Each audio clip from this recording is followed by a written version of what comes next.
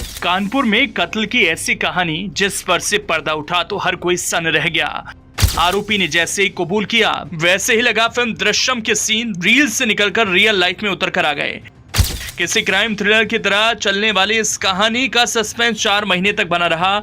अब इस पर से पूरी तरह से पर्दा उठ गया। 24 जून 2024 को हर रोज की तरह एकता गुप्ता शरीर को तंदुरुस्त रखने के लिए घर से जिम के लिए निकली। 32 साल की एकता गुप्ता कानपुर ग्रीन पार्क के पास मौजूद इस जिम में आई, लेकिन उस दिन वो घर नहीं लौटी। फिर पति ने जिम ट्रेनर विमल सोनी के खिलाफ पुलिस के पास शिकायत दर्ज कराई। जिम ट्रेनर उसी दिन लापता थी। पुलिस को आशंका थी कि विमल सोनी ने या तो एकता को अगवा किया या फिर अपनी मर्जी से उसके साथ चली गई। 4 महीने बाद जब विपुल सोनी पुलिस गिरफ्त में आया तो एकता उसके साथ नहीं थी। उसके बाद विमल सोनी ने जो खुलासा किया उससे जान पुलिस हैरान रह गई। जी हां, फिल्मों की तर्ज पर अब वारदातों को अंजाम दिया जा रहा है। लोग फिल्मों की कहानी को हकीकत से जोड़कर नापाक मंसूबों को पूरा कर रहे हैं।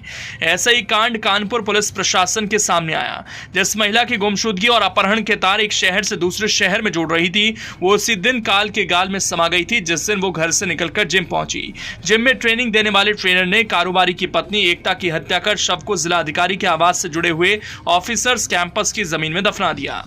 कानपुर के कारोबारी की पत्नी एकता ने खुद को फिट रखने के लिए अपने घर से महज कुछ दूरी पर बने एक जिम सेंटर पर अपना एडमिशन लिया था।